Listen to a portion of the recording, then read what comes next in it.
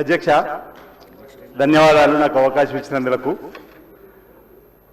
గౌరవ శాసనసభ్యులుగా ఉన్నటువంటి హరీష్ రావు గారు గౌరవ ముఖ్యమంత్రి గారిపై చేసినటువంటి వ్యాఖ్యలను వారు విత్డ్రా చేసుకోవాలి, లేదంటే మీరు రికార్డు నుంచి తొలగించవలసిందిగా నేను కోరుతా ఉన్నాను. సభానాయకుడిగా వారు మాట్లాడినటువంటి అంశంలో విపక్షాలకు సంబంధించినట్టు ఎవరిపైనా వ్యక్తిగతంగా వారి పేరు తీసుకొని మాట్లాడిన సందర్భం లేదు, మీరు అందరు కూడా చూశారు.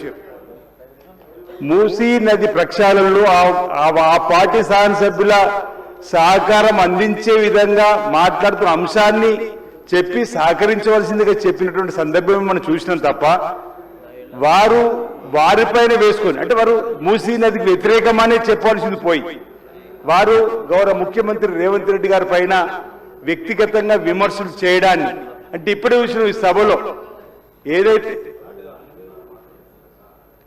అంటే వారు హరీష్ రావు గారు పదే పదే మాట్లాడే మాటలను ప్రజలందరూ గమనిస్తున్నారు. హరీష్ రావు అనేటువంటి అంటే ఈ పేరు ఎందుకు తీస్తున్న పదే అంటే కండ్లల్లో నిప్పులు పోసుకుంటున్నారు.